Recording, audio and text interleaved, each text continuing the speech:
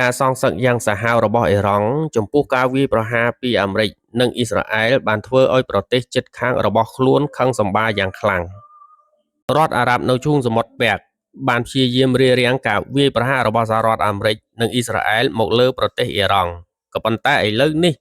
នៅពេលដែលទីក្រុងតេហ៍រ៉ង់បានសងសឹកទៅលើទឹកដីរបស់ពួកគេក៏ដែលកំពុងតែស្ថិតនៅក្រោមភ្នក់ភ្លើងយ៉ាងសន្ធោសន្ធៅយ៉ាងណាក្តីប្រទេសជិតខាងរបស់អ៊ីរ៉ង់ដែលបានចំណាយពេលវេលាជាច្រើនទសវត្សរ៍ដែលបានរៀបចំនៅសណ្ដាប់ធ្នាប់នឹងការវាយប្រហារដ៏មានសក្តានុពលមួយក៏ប៉ុន្តែភាពឃោរឃៅនៃការសងសឹករបស់ទីក្រុងតេហ៍រ៉ង់បានធ្វើឲ្យរដ្ឋាភិបាលនិងប្រជាជននៅក្នុងតំបន់ទាំងមូលមានភាពច្រឡាំងកាំងបើទោះបីយ៉ាងណាក៏ដោយចាប់តាំងពីសាធារណរដ្ឋអ៊ីស្លាមឡើងកាន់អំណាចជិតកន្លះសតវត្សរ៍មករដ្ឋអារ៉ាប់ដែលសម្បូរដោយប្រេងជាសម្ព័ន្ធមិត្តរបស់សហរដ្ឋអាមេរិកបានពង្រឹងខ្លួនប្រឆាំងទៅនឹងប្រទេសជិតខាងរបស់ពួកគេដោយចំណាយប្រាក់រាប់ពាន់លានដុល្លារលើសភាវុធរបស់សហរដ្ឋអាមេរិកនិងធ្វើជាម្ចាស់ផ្ទះនិងមូលដ្ឋានកងទ័ពអាមេរិកនៅក្នុងក្តីសង្ឃឹមនៃការទប់ស្កាត់ការវាយប្រហារនានាជាច្រើនទសវត្សរ៍មកហើយដែលអ៊ីរ៉ង់បានតវ៉ាចំពោះវត្តមានរបស់ទាហានសហរដ្ឋអាមេរិកដែលបានឆ្លងកាត់ច្រាំងសមុទ្ររបស់ខ្លួនដោយបានព្រមានម្ដងហើយម្ដងទៀតទៅដល់ប្រទេសជិតខាងអារ៉ាប់របស់ខ្លួនដែលថា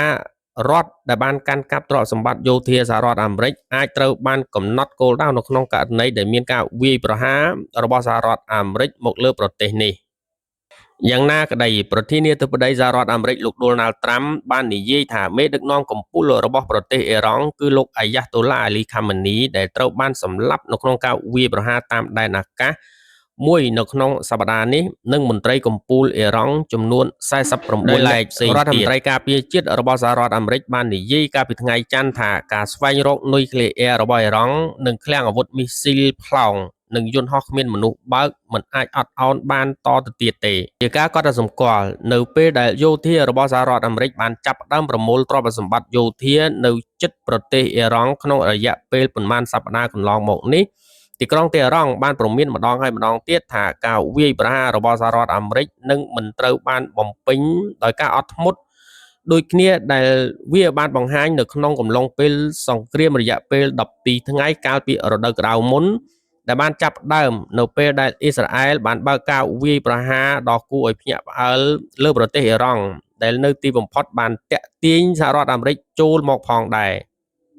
ទោះបីយ៉ាងណាក៏ដោយការឆ្លើយតបចំពោះការសម្លាប់របស់លោកខេមេនីដែលបានបង្កឲ្យមានការឆ្លើយតបដែលអ្នកសង្កេតការណ៍តិចតួចរំពឹងទុកយោងតាមរដ្ឋាភិបាលនៅក្នុងតំបន់បានដឹងថារបបនេះបានបាញ់មីស៊ីលផ្លោងចំនួន400គ្រាប់និងយន្តហោះគ្មានមនុស្សបើកជិត1000គ្រឿងនៅរដ្ឋអារ៉ាប់នៅតាមបណ្ដោយឈូងសមុទ្រពាក់ដែលចាប់តាំងពីការសម្លាប់របស់លោកខេមេនីភាពតាក់ទាញជាងនេះទៅទៀតនោះគឺការកើនឡើងយ៉ាងឆាប់រហ័សដោយកងឆ្មាំបដិវត្តន៍អ៊ីស្លាមដែលហៅកាត់ថា IRGC យុទ្ធសាស្ត្រដែលធ្លាប់ចាត់ទុកថាជាមធ្យោបាយចុងក្រោយត្រូវបានដាក់ពង្រាយនៅក្នុងរយៈពេល72ម៉ោងដំបូងមជ្ឈមណ្ឌលទីក្រុងហេដ្ឋារចនាសម្ព័ន្ធថាមពលអាកាសយានដ្ឋាននិងសន្តាគារនៅទូទាំងរដ្ឋអារ៉ាប់នៃឈូងសមុទ្រត្រូវបានរងការវាយប្រហារធ្វើឲ្យប្រជាជនមានភាពរង្គោះរង្គើជាយូរយារណាស់មកហើយចំពោះសន្តិសុខដែលបានតាក់ទងរបស់ពួកគេការកត់ត្រាសម្គាល់ដ៏អស់សំណើចមួយរដ្ឋឈូងសមុទ្រមួយចំនួនដែលបានជំរុញឲ្យរដ្ឋបាលលោកដូណាល់ត្រាំកាលពីប៉ុន្មានសប្តាហ៍មុនមិនឲ្យវាយប្រហារទៅលើប្រទេសអ៊ីរ៉ង់គឺជារដ្ឋដែលរងការបាញ់ប្រហារយ៉ាងចាស់ដៃនៅពេលសង្គ្រាមបានផ្ទុះឡើងរវាងអ៊ីស្រាអែលអាមេរិកនិងអ៊ីរ៉ង់